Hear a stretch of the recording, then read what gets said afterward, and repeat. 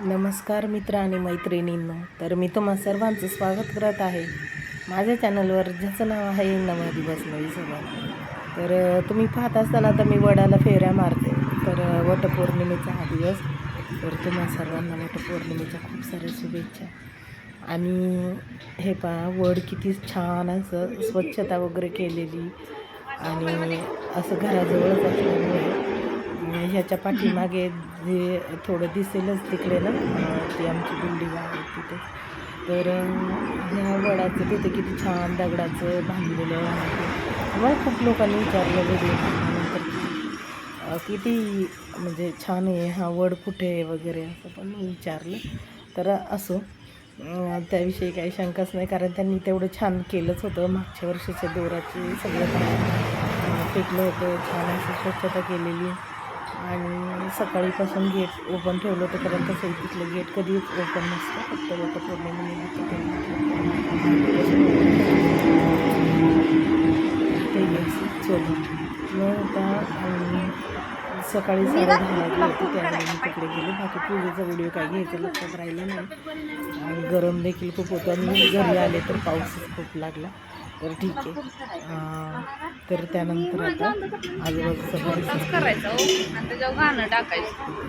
करते की मॅडम करतात, मॅडमला येतं असं गेलेली खूप प्रसन्न असं सकाळचं वातावरण राहतं. खरं होतं पूजा वगैरे छान, आणि ते मला झाडांना होय एवढं छान केलं होतं का. छान केलेलं. आणि वडाचं झाड खूपच येते ते, पण हे अगदी गेटजवळ असल्यामुळं. आता हे पहा, आता आमच्या बिल्डिंगमध्ये आले, आणि ते असं बायकांनी ना छोटासा वड ठेवून तिथे हळदी कुंकू चालू होतं. ज्याला जिथे जायचं ते जात होतं, पण मी शक्यतो या छोट्या वडाला गेले नव्हते, पण हळदी कुंकाला गेले होते.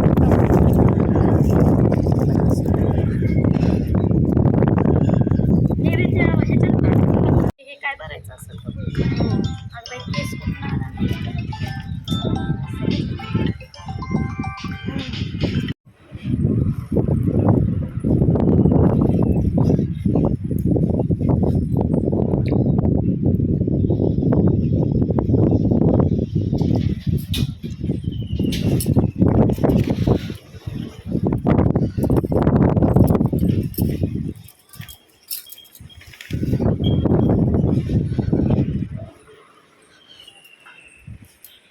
तर अशा प्रकारे माझी वटपौर्णिमा मस्त अशी साजरी झालेली आहे, आणि खूप छान वाटते.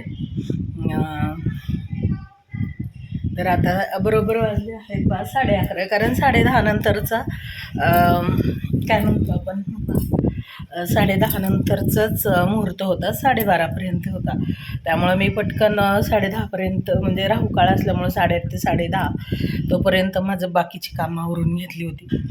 आणि कारण कसं सकाळी 6:30ला उठले असेल, आणि मग ह्यांचा टिफिन वगैरे केल्यानंतर बाकीचं साडी, बांगड्या वगैरे सगळ्या अशा बांगड्या केल्यात ना आम्ही. आणि छान असं. आणि रात्री आम्ही गेलेलो, तर तिथे एक छोटासाच गजरा 50 रुपयाला होता. म्हणजे आणि एवढी गर्दी म्हणजे भरपूर ठिकाणी संपले होते, आणि एकच ठिकाणी होते गजरे.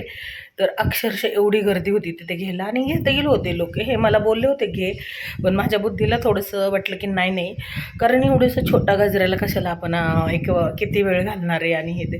तर मी पहा अशी ना वेणी केलेली आहे, हे पहा अशी फुलं घेतली मी 50 रुपयाची, मिक्स अशी जरबेरा आहे असं. आणि असं जरबेरा आहे, आणि गुलाबाची फुलं आहेत. तर मग ती मी 50 रुपयामध्ये पावशर घेतली. आता ती देवालाही फुलं झाली. त्यानंतर माझी वेणी घरी आल्यानंतर वेणी बनवली, त्यामध्ये गुलाबाची देखील फुलं टाकली. आज मला छान असं रेड कलरच्या साडीवर मला ते छान पण वाटायला लागले. आणि म्हणून मग मी ते छान असं वेणी करून लावली आज. आणि ती इतकी सुंदर वाटते ना, खरंच सुंदर वाटते, कारण ती मोठी मोठी फुलं आहेत ना, तर गजऱ्यापेक्षाही त्यामध्ये खूप सुंदर असं हे दिसायला लागलं.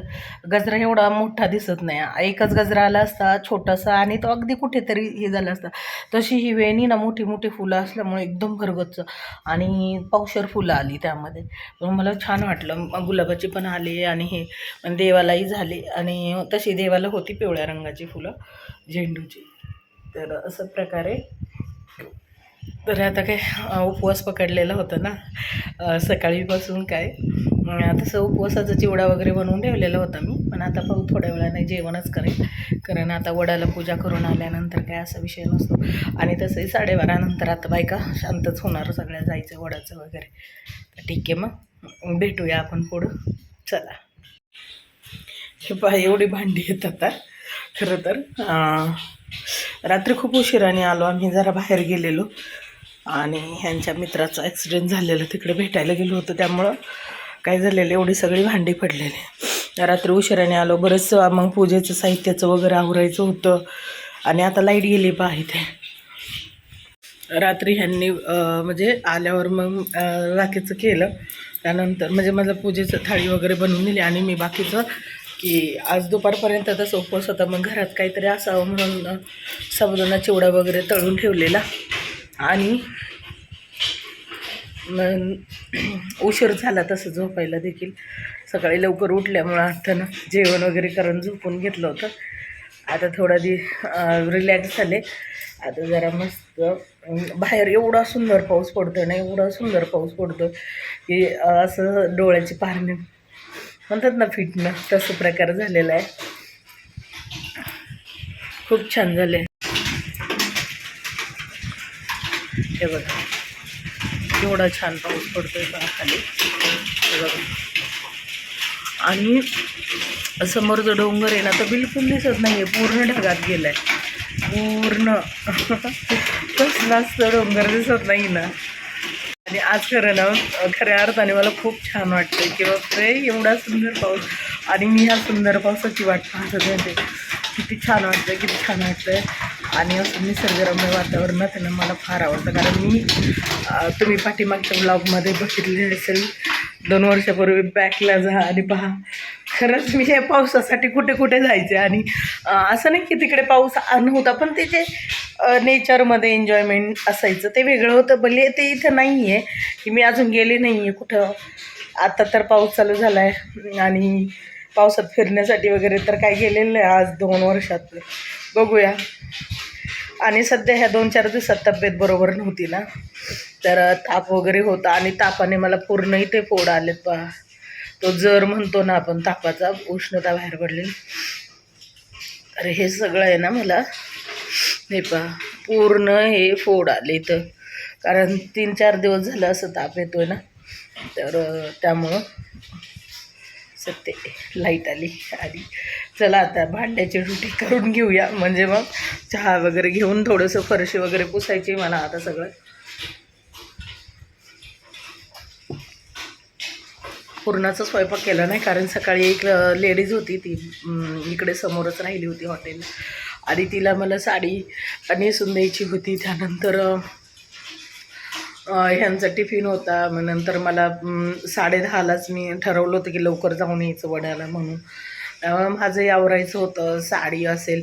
आणि मी काल मला सगळं करायचं होतं, पण आहे ना असा घेण्या देण्याचा टाईमपास झाला ना आमचा, इतकं वैतागून गेलं ना काल जीव. खरंच पागल लोक असतात काय काय, आणि ना घेण्या देण्याचा दुसऱ्याचा टाईम खातात ना, मला फार राग होतो. आणि त्यामुळे फार उशीर झाला रात्री आम्हाला. आणि त्यामुळे मग माझं सगळं राहिलं होतं. मी अक्षरशः ह्या बांगड्या वगैरे सकाळी चेंज केल्या, आणि सकाळी मी माझी तयारी केलेली सगळी.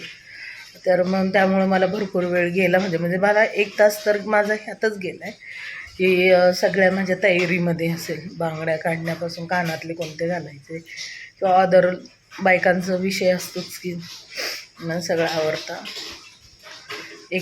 एक तास गेला माझा त्यामध्ये, कारण केस सुकवावे लागले, केस धुतलेले केस सुकवावे लागले, कारण मेहंदी वगैरे लावली ना मी, तर ते असं पुसलेलं होतं ना, तर ते चांगलं वाटत नव्हतं ना.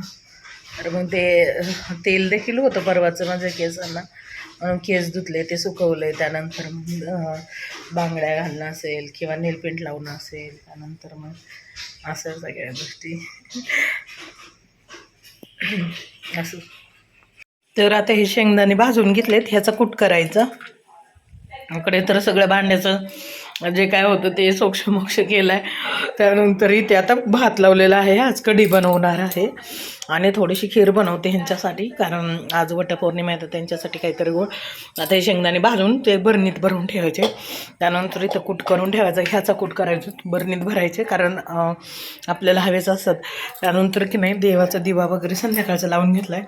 पण त्या अगोदरनं मी हे काम असं केलं की हे फरशी ना सगळी मी क्लीन करून घेतली, झाडू मारला आणि हे हाताने म्हणजे पोछा मारायचा नाही कधीही.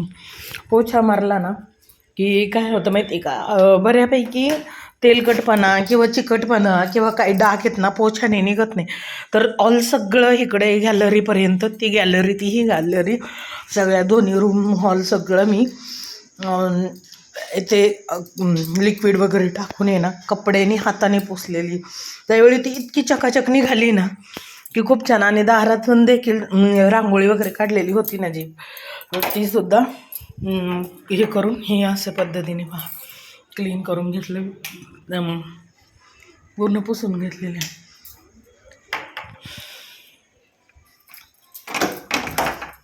त्याशिवाय कसं होतं की महिन्यातून एकदा तरी आहे ना आपण म्हणजे बिना पोछाच आपण हाताने आहे ना फरशी पुसली पाहिजे. कारण काय होतं की ते तेलकटपणा किंवा अदर कोणते डाग असतील ना तर ते ना छान प्रकारे निघून जातात आणि मग नंतर पोछा मारला ना ते व्यवस्थित राहतं. आज मी काय पोछा वगैरे यूज केला नाही, डिरेक्टली हाताने सगळं पुसून घेतलं. आणि विशेष गोष्ट अशी आहे की काय होतं माहिती का, आपण म्हणजे जेवढं घरातलं आपण साफसफाई करू ना तेवढं काम निघत राहतं. मग ते कितीही करा, रोज उठून आपण वेगवेगळं काढलं ना एक एक तरी निघतच जातं. तेव्हा आहे विषय, पण जेवढं होईल तेवढं तरी. आता मला काय झालं होतं की भले मी काल पोछाने पुसली होती, पण बऱ्यापैकी ते जेवण आम्ही खाली बसूनच केलं ना काल फरशीवर इथे. मग ते दोनदा जेवणाचं वगैरे ते असं मला काही मनासारखं वाटत नव्हतं की बाबा ते पुसलंय वगैरे.